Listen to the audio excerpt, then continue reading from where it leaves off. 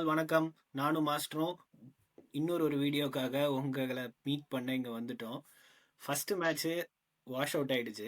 Second match என்ன நடக்க போகுது அப்படின்றத நம்ம இந்த வீடியோவில் பார்த்து டிஸ்கஸ் பண்ணி அனாலிசிஸ் பண்ணிடுவோம்.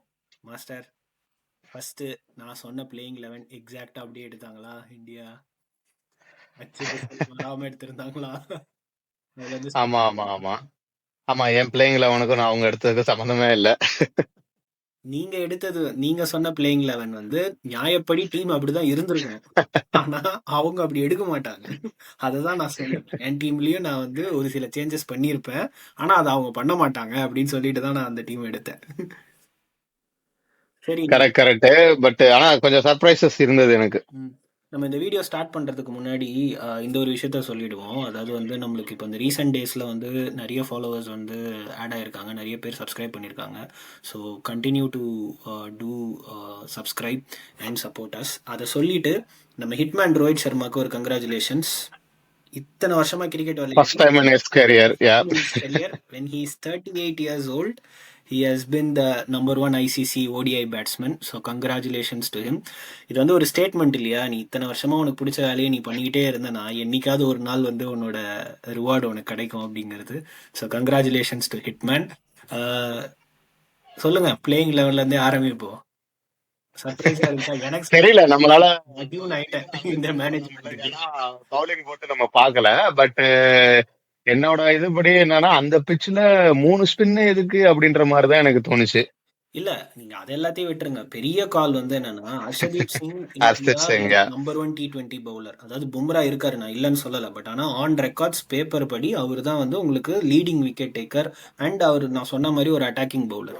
ஸோ அப்படி இருக்கும்போது நீங்க அவரை வெளியில உட்கார வச்சுட்டு நீங்க ஹர்ஷித் ராணாவை எடுத்துட்டு வர்ற லெவலுக்கு அந்த பையன் அவ்வளோ பெரிய தப்பா பேசுறீங்க. இப்ப பேச்சு வருண் சக்கரவர்த்தி வெர்சஸ் ஹர்ஷித் சிங் தான். ஹர்ஷித் ராணா நம்ம எல்லாரும் சொல்லியாச்சு, ஓகேங்களா? அவரு is part of the playing 11. இப்ப வருண் சக்கரவர்த்தி ஹர்ஷித் சிங்கான்னு பேசுங்க sir.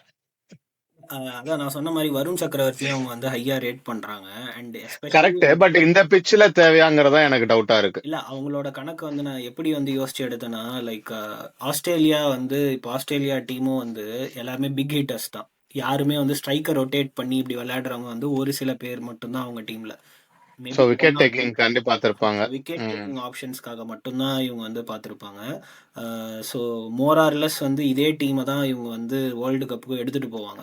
There might be like 1 or 2 changes. Harshdeep Singh உள்ள வரலாம், வருண் சக்கரவர்த்தி வெளியில் உட்காரலாம், இந்த மாதிரி சேஞ்சஸ் மட்டும்தான் இருக்கும். பட் ஆனால் this is how like your team will be.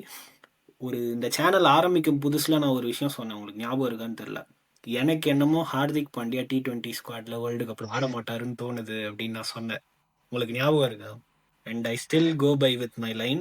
அவருக்கு இந்த டீம்ல இடம் இருக்காதுன்னு தான் எனக்கு தோணுது. ஐ மீன் இருக்கணும், பட் ஆனா அவர் அந்த டீமுக்கு இடம் இருக்காது அப்படின்னு தான் எனக்கு தோணுது. பார்க்கலாம். I still believe like if he is fit he should be in the team. பார்ப்போம். சரி, ஃபர்ஸ்ட் மேட்ச் ஒரு டிசப்பாயிண்டட் தான். ஒரு ரெயின் இன்டரப்டட். ஸோ 2 வாட்டி ரெயின் இன்டரப்ட் ஆச்சு and umpires decided to call off the match.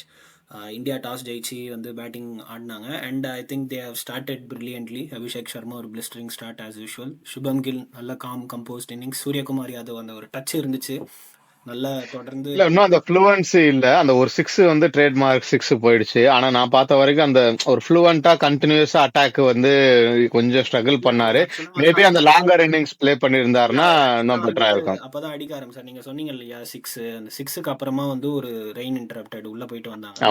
அதுக்கு அப்புறமா ஒரு ஓவருக்கு அப்புறமா தொடர்ந்து அந்த ஒரு ஓவர்ல ஒரு 4 2 6 அடிச்சாரு. அதோட திருப்பி மழை வந்துருச்சு, திருப்பி உள்ள போயிட்டாங்க. இல்ல, அதான் அதுல இருந்து நம்ம ஒன்னும் பார்க்க முடியாது. But it was not bad. Like India had like good foundation, ஓகேங்களா? எல்லாரும் லாங் இன்னிங்ஸ் பிளே பண்ணி எல்லாரும் போட்டு பார்த்துருந்தோம்னா நல்லா இருந்திருக்கும். Unfortunately it didn't happen. Okay, so coming back to second, இது ஒரு long T20 series 5 match. So இப்போ நம்ம செகண்ட் மேட்சுக்கான ப்ரிவியூவில் ஆல்ரெடி ஒரு மேட்ச் வாஷ் அவுட் ஆயிடுச்சு. ஸோ இந்த மேட்சை எப்படி போகும்னு நினைக்கிறீங்க? I think India will go with the same playing 11. எம்சிஜியில் ஆடுறாங்கல்ல? ஆமா, எம்சிஜி 2 பேருமே அதே 11ல தான் போவாங்கன்னு நினைக்கிறேன். அவங்க ஆனா ஜாம்பா எடுக்கலன்னு நினைக்கிறேன். அவர் இன்ஜூரியா இல்ல எதுன்னு தெரியலையே. இல்ல, missing out due to personal reasons சொன்னாங்க. ஓகே. சோ அப்ப ஹிஸ் ஃபிட், ஐ மீன் அவர் அவைலபிளா இல்ல, அப்படிதான் சொல்றோம். கரெக்ட்டா? அவைலபிளா இல்ல. ஆட வைக்கல. சரி, சரி. Okay, okay, okay. அதுதான் எனக்கு அவங்க சைடுல இருந்து ஒரு சர்ப்ரைஸா இருந்தது. I was not sure. I think மத்தபடி ஜாம்பா வந்தாருன்னா அவங்க அவரை ரீப்ளேஸ் பண்ணுவாங்க. மத்தபடி எனக்கு தெரிஞ்சு 2 டீமும் சேமா தான் இருப்பாங்க. ஓகே. ஸோ எம்சிஜில என்ன எதிர்பார்க்குறீங்க? இந்தியாவா, ஆஸ்திரேலியாவா? நம்ம இப்ப ஃபர்ஸ்ட் மேட்ச்ல ஒண்ணும் நடக்கல. அதனால தெரியல. ஆனா at least India had a good start. அதை வச்சு பாக்குறப்ப இந்தியா இஸ் ஓகே. ஓகேங்களா? ஃபர்ஸ்ட் மேட்ச் நான் ஆஸ்திரேலியா தான் வின் பண்ணுவாங்கன்னு சொன்னேன் நானு. ம், ம், ம். இந்த match let's go for India. ஆமா. எம்சிஜி எனக்கும் எனக்கு சப்போர்ட். என்னமோ வந்து மேபி உங்களோட பேட்டிங் மட்டும் பார்த்ததுனாலயா அப்படின்னு தெரியல. எனக்கும் வந்து செகண்ட் மேட்ச் இவங்க ஜெயிப்பாங்க அப்படின்னு தோணுது. Ah, Australia, I mean they are still strong. But ஆனால் வந்து நான் சொன்ன மாதிரி அது ஒரு மைனஸ் பாயிண்ட் தானே. அவங்க எல்லாருமே வந்து பிக் ஹிட்டர்ஸாக இருக்காங்க. ஸோ அந்த கண்டிஷன்ஸ்க்கு ஏற்ற மாதிரி இப்போ திடீர்னு வந்து ஒரு குயிக்காக வந்து ஒரு 3 விக்கெட் போச்சுன்னா கன்சாலிடேட் பண்ணி ஆடுற மாதிரி எனக்கு அங்கே யாரும் பிளேயர்ஸ் இருக்கிற மாதிரி தெரியல. ஏன்னா உங்களுக்கு நம்பர் 4 நம்பர் 5 மார்க்கஸ் டாய்னிஸ் வந்துடுறாரு. ஸோ எப்படி கன்சாலிடேட் பண்ணி ஆடுவாங்க அப்படிங்கிறது தெரியல. When wicket is like bit tacky அப்படி இல்லைனா வந்து கொஞ்சம் ஹார்டாக இருந்துச்சுன்னா, பவுலர்ஸ்க்கு சம்திங் இருந்துச்சுன்னா, I think Australia will struggle அப்படின்னு நினைக்கிறேன். ஸோ இன்னைக்கு பிச்சை பார்க்கும் போதும் தெரிஞ்சது அவங்க பக்கா பேட்டிங் பிச்சு தான் கொடுத்துருந்தாங்க. ஏன்னா அவங்க வந்து அதை சேஸ் பண்ணணும் அப்படின்ற ஒரு இதில் தான் கொடுத்துருந்தாங்க. நல்ல coming on to bat.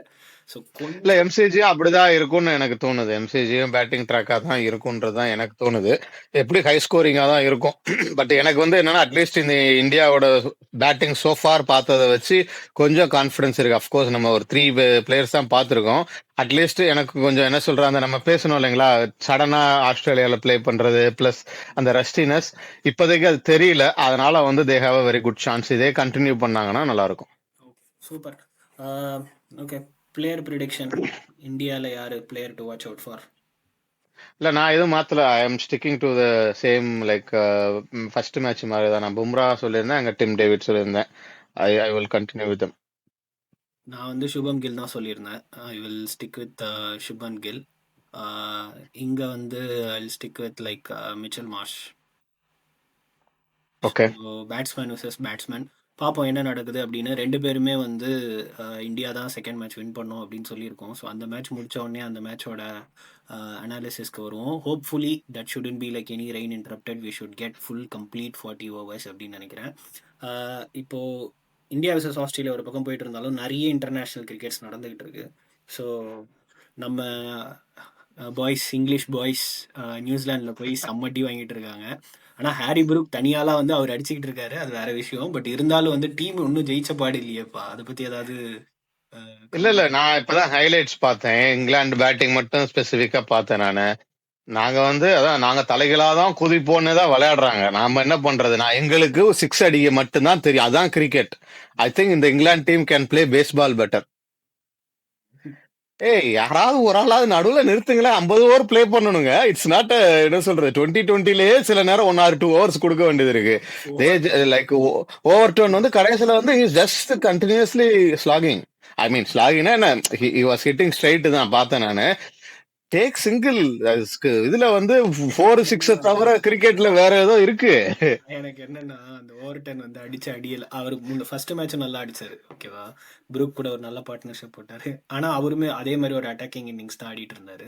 So அவரை பார்க்கும்போது எனக்கு அந்த வடிவேல் ஒரு படத்துல சொல்லுவாங்கல்ல, அந்த மாதிரி என்னடா பூசாரி முத கொண்டு தீவிரவாதியா மாத்தி வச்சிருக்கீங்க. நம்பர் 9 நம்பர் 10 வரவங்க கூட சொல்லிட்டு தான் இருக்காங்க இந்த டீம்ல. அது அனில் ரஷீத் 6 அடிச்சுட்டு அவுட் த பால் அவுட்னு நினைக்கிறேன். அடுத்த ஓவர்ல அவுட்னு நினைக்கிறேன். உங்களுக்கு வேற எந்த அட மேட்சுமே ப்ராக்டிஸ் பாவி. பண்ணுவாங்கன்னு நினைக்கிறேன் அவங்க. இல்ல எனக்கு புரியல அவங்க ஸ்ட்ராட்டஜி. எனக்கு புரியல. பிச்ச கொஞ்சமாச்சும் கண்டிஷன்ஸை ரெஸ்பெக்ட் பண்ணுங்க. அதே மாதிரி பவுலிங் எனக்கு வந்து சுத்தமா அன்பளிப்பு. ஒண்ணுமே இல்லை. ஒரே லைனு, ஒரே லென்த்து. இன்னும் வந்து அவங்க அட்டாக் பண்ணணும்னா வந்து பவுன்சர் போடுறாங்க. ரச்சின் ரவீந்திராலாம் பவுன்சர் சூப்பரா ஆடுறாரு. ஸோ பவுலிங்லாம் என்ன இருக்குன்னு எனக்கு தெரியல. ஐ திங்க் இங்கிலீஷ் கிரிக்கெட் வந்து என்னை பொறுத்த வரைக்கும் ஒரு பேத்தட்டிக் கண்டிஷன்ல இருக்கு.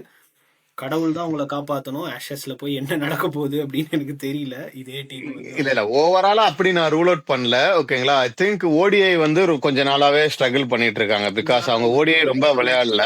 கொடுத்துருக்காங்க. ஆஹ் வந்து அதான் அவங்கள வந்து எனக்கு தெரிஞ்சு அந்த இதை ஃபோக்கஸ்டா இல்ல. அப்படிதான் நான் பாக்குறேன். அவங்க ஃபோக்கஸ் வந்து அங்க இல்ல. They just focus on Ashes to some extent on T20. English cricket நான் ஃபாலோ பண்ண வரைக்கும் என்னன்னா அவங்க வந்து சீசா தான். 2020 இது ஒயிட் பால் நல்லா விளையாட ஆரம்பிச்சாங்கன்னா டெஸ்ட் போயிடும்.